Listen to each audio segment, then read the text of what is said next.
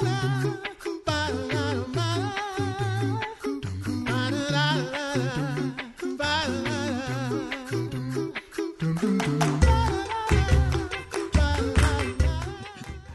listening to the Coffee Hour. I'm Andy Bates. I'm Sarah Golseth. It is Bach week. We continue the conversation today. I'm looking forward to this because we're going to dig into Bach as composer. Yes. And what does this mean? Because that's a good Lutheran question to ask as well. Thanks to Concordia University, Wisconsin for supporting the Coffee Hour. Find out more about Concordia University, Wisconsin at cuw.edu. Live uncommon. Joining us today, Dr. Maurice Boyer, professor of music at Concordia University, Chicago, and music director of the American Kantorei. Dr. Boyer, welcome back to the Coffee Hour. Thank you, Andy. Bach as composer fits ever so nicely into our series this week for Bach Week. Let's dig into let's start with his style. What was Bach's musical style, and how did that compare to other composers of his time? Well, first of all, I would say that's a tricky question to deal with. He was definitely considered a bit, shall we say, backward in that he was using older forms. The counterpoint that he was using, very dense counterpoint, very complex writing, which was going through already at his time a bit of a, shall we say, a simplifying. I don't mean to mean that pejoratively, but it was seen a little bit as old-fashioned in some regards. But that would be an oversimplification, because one does hear him very much aware of what was going on around and adopting, for instance, and knowing exactly what was happening in other countries even. He was very fond of Italian composers, Vivaldi, Marcello, Scarlatti, potentially as well, and even used some of their music and adapted some of it in some of his keyboard works. So very much aware of what was going on, and did, as I said, employ some of these newer ways of writing with more of a melody and accompaniment rather than just always extremely dense polyphony. So I guess you would say extremely varied style. Maybe it would be the best way to qualify it. So now Andy was right. I am going to have a million questions.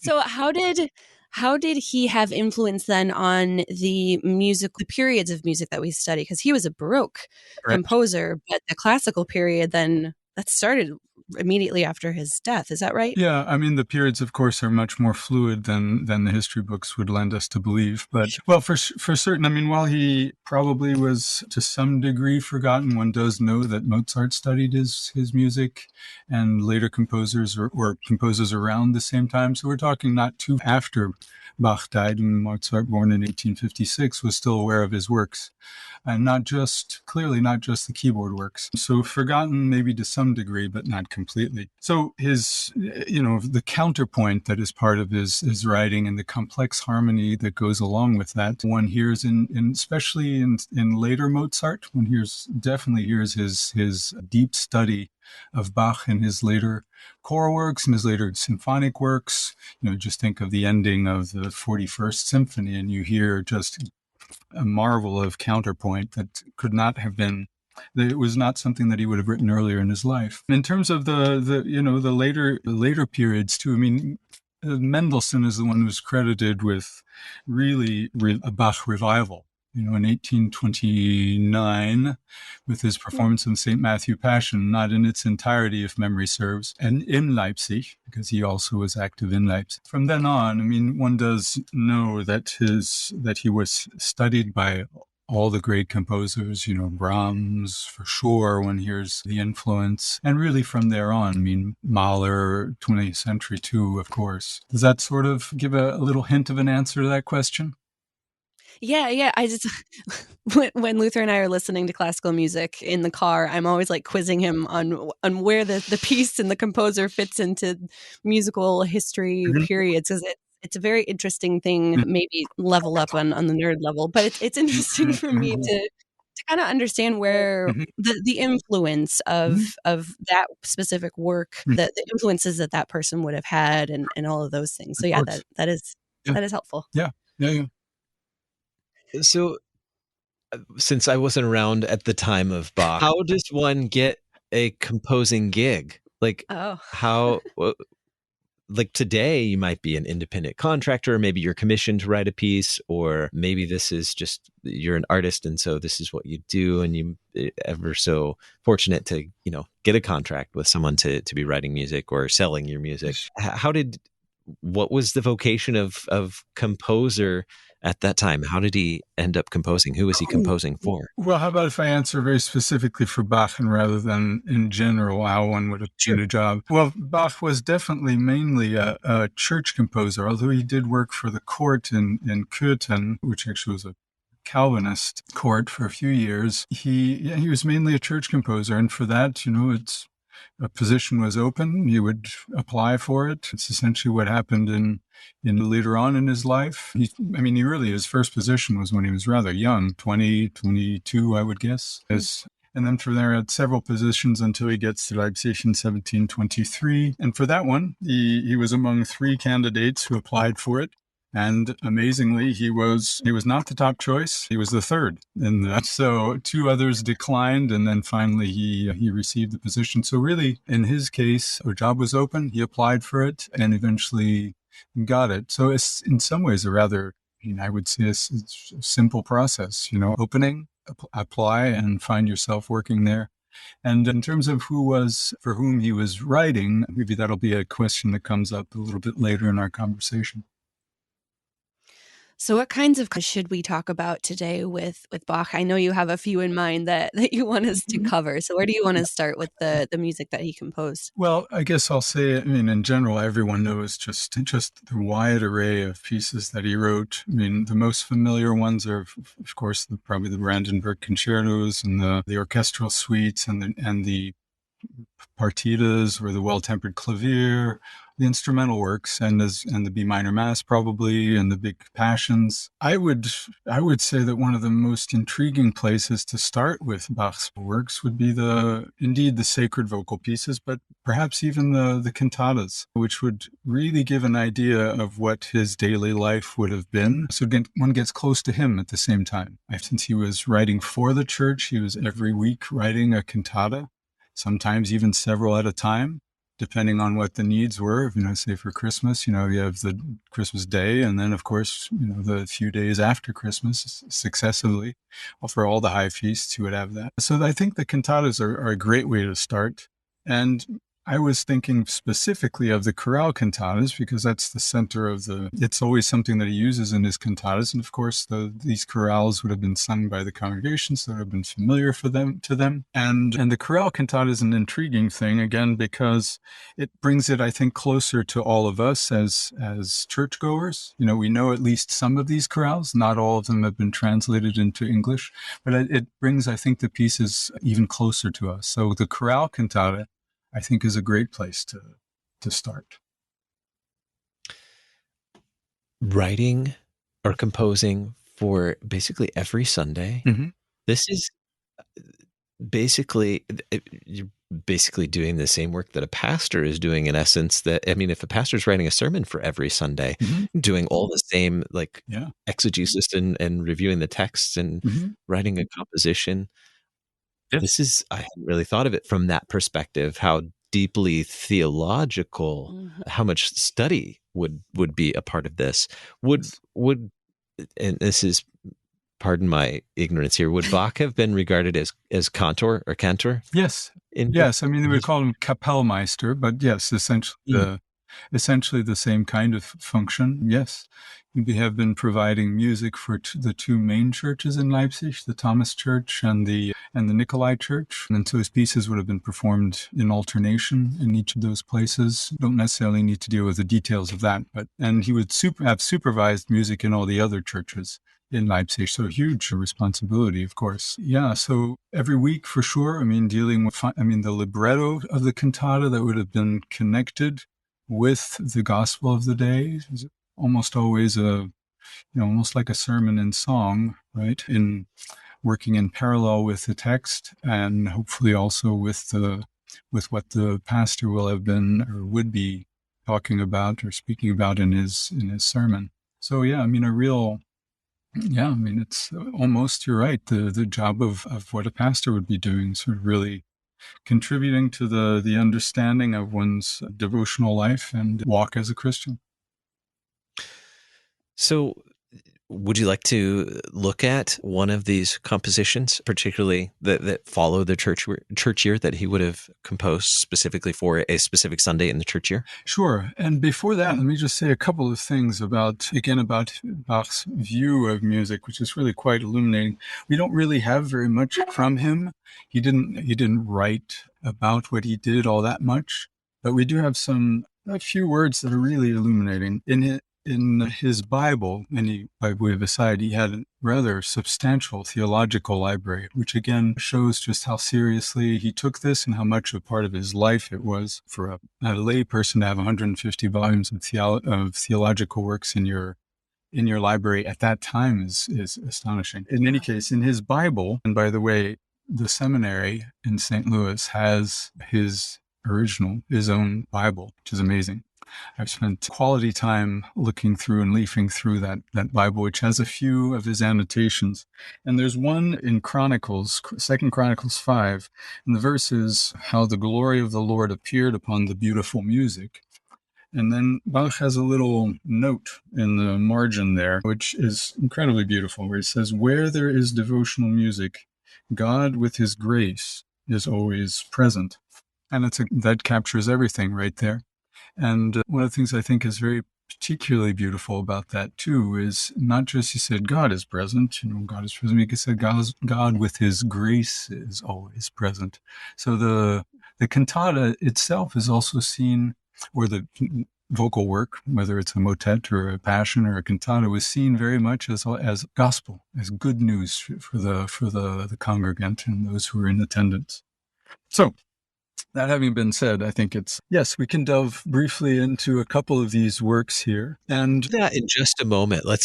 We'll do that in just a moment. Let's take a quick break and we'll come right back, and then we'll take a look at a couple of these pieces from the Kantor or Kapellmeister. Kapellmeister Bach. Our guest today, Dr. Maurice Boyer, professor of music at Concordia University, Chicago, and music director of the American Kantorei. We'll continue the conversation for Bach Week right here on the Coffee Hour. I'm Eddie Bates. I'm Sarah Gulseth.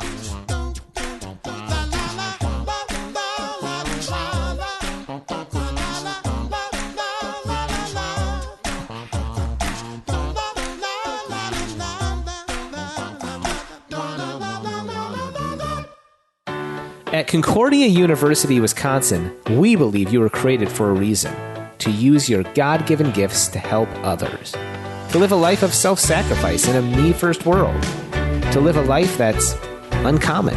Whether you're taking one of 50-plus online programs or learning with us in person on the shores of Lake Michigan, you'll be equipped to make an uncommon impact. Learn more at cuw.edu. Concordia University, Wisconsin. Live uncommon.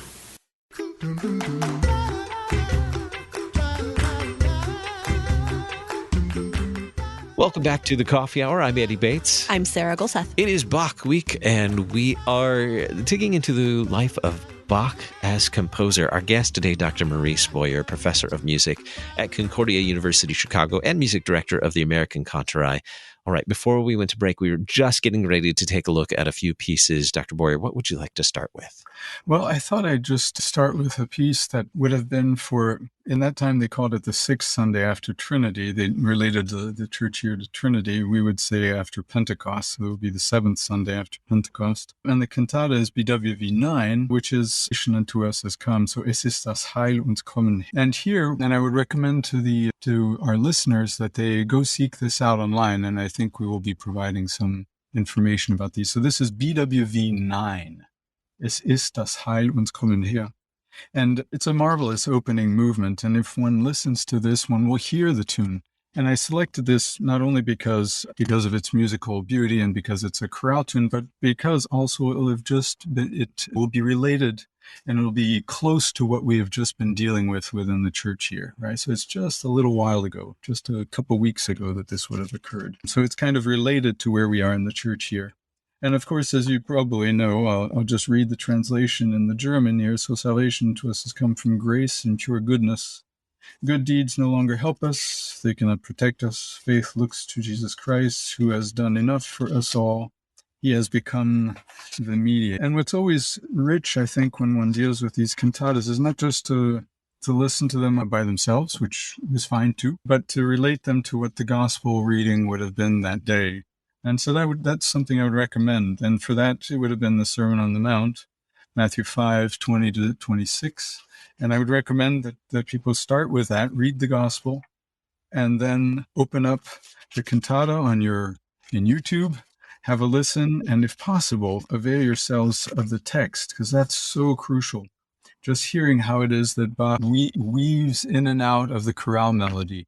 The chorale melody in this cantata will be heard in long note values in the soprano. And around that, all the other voices will be moving along in polyphony. So imitative polyphony, non-imitative polyphony. The orchestration is quite delicate. Strings, one flute, one oboe, and it's an incredibly joyful piece, very dance-like, I guess you might say. And in this cantata, what one will hear is in the opening movement, the chorale melody, as I said, in long note values. One will hear it at the end of the cantata as well as just a straight 4-part harmony, almost like straight out of the hymnal. And again, here the simplicity of that ending would enable the listener to almost be able to sing along, maybe not outwardly, but at least inwardly. In the middle, all the arias and recitatives are essentially paraphrases of the other verses of the chorale, the text, that is. One won't hear so much the chorale melody itself very much, but maybe hinted at occasionally. But the paraphrase is what occurs in between. That's a fairly typical model for the chorale cantata, although not only is it that way. So I highly recommend listening to this piece, again, because of its placement within the church year. Do we know how similar the chorale text is to the text that we have in our hymnal? Yeah. Does it track pretty much the same? It does. Yeah. I mean, so for the outer verses, the first verse Right. and then the final chorale. Mhm. The thing that is interesting and would be interesting, and I always find this fascinating, is to look at the original text in German and see if you can find a literal translation. And these are readily available online. Just do a search. And then open the hymnal and put them side by side. If you speak German, great. Then you can really see how they compare. If you're not quite sure, you can at least compare the two English versions. And they're always illuminating, actually. The hymnal versions are meant to be sung, and the literal translations would not work as a sung translation. But again, here, the differences are sometimes quite striking. Actually, I've talked to a fellow colleague at Concordia here in River Forest about retranslating some of these together. We have this little idea. We'll see if we're able to follow through with that. But it might be an interesting thing to experience these texts in some ways afresh. I would love to see that, for one. So I really hope that happens someday. Mm-hmm. Is there another cantata you want us to look at? Yes, just very briefly, I thought I'd mention another one. Again, the reason I chose these is that they're very familiar tunes. The other one would be from a little earlier, just a couple weeks earlier, and this is Cantata 93. And in German, it's "Wer nur den lieben Gott laesst walten," and in English, in the hymnal, it would be "If thou but trust in God to guide thee." And so, everyone's familiar with the tune. And what I would recommend here also is reading the gospel text that would have been associated with that day, which would be Peter's great fish from the Gospel according to St. Luke, so Luke 5:1-11. And then subsequent to that, listen to the cantata. And in this case, one of the things that's interesting is, unlike the other chorale cantata, in this case, one does hear the chorale melody throughout. It even just as a hint. In one verse, one hears the chorale melody played by the upper strings, by the violins. So it's wordlessly in the background. In other cases, it'll be just a line lifted from the chorale text. Again, ways of grabbing onto the text. And one sees also the variety of compositional method here that Bach uses throughout. The opening verse, as I said, is the chorale text and melody verbatim. And again, the chorale declaimed in longer note values by the upper voices. By way of aside, I should say also that typically that is the format. So a polyphonic texture, and the soprano part will be singing the chorale melody in long note values. In musical terms, one would say in augmentation. But that's not always the case. There are some chorales or chorale cantatas where the melody will shift to an inner voice, to the alto voice, or to the tenor voice, or to the bass voice. Less frequently, but that's also another thing that's intriguing. And with this cantata, one ends again also with a straight 4-part chorale at the end. So those are just another couple of pieces, or another piece that would be of value to listen to. The last one I thought I'd mention, and this would be looking ahead a little bit in the church year, would be just a few weeks from now, toward the end of August, would be BWV 137, so Lobe den Herren, den maechtigen Koenig der Ehren. So for that, obviously, praise to the Lord, the Almighty. So BWV 137. And contrary to the one to 93, which is very soft, very subtle, this one is exuberant and get the full 3 trumpets, timpani, oboes, pulls out all the stops for this one. And in this case, the interesting thing is that the text of the chorale is heard verbatim the whole way through. So in this case, we don't get paraphrases of the verses. One hears the text in its entirety verbatim from beginning to end. So each of the verses is called in chorale cantata for obvious reasons, all verses of the chorale cantata. So again, a different mold. One sees again Bach experimenting with the form and never repeating himself. Again, it's a chorale cantata that will be immediate to the listener, and that is a very, very famous chorale tune. And the interesting thing would be just to, like, as we said a few minutes ago, Sarah, holding the hymnal version of the text and the literal translation side by side would be illuminating to the listeners. In this case, the biblical text for the day would have been the healing of a deaf mute from Mark 7:31-7. As always, I would keep suggesting to all our listeners to never disconnect the chorale from the liturgical setting in which it been performed, because that is always crucial. Sometimes the connection is pretty tenuous. I mean, that's an interesting thing too in and of itself. But very often you'll have a rather intimate connection to what is going on in the biblical. It's beautiful to see how, when the Word of God is at the center of something, how it transcends time. Mm-hmm. Beautiful music like this transcends time. Real briefly, we only have a minute, but I have a question that could last us 2 hours. Of course. How has Bach's work, particularly compositions like these, how have they been regarded throughout history, from the original audience that would have heard them maybe on Sunday morning to today? How has his work been regarded throughout history? Well, we don't really know exactly how the congregants felt about his music. For some of the clergy in Leipzig, they were deemed too complicated, too many notes. Not all. I'm not saying everyone felt that way, but some folks felt that way for sure. As I said, the congregants, one doesn't quite know.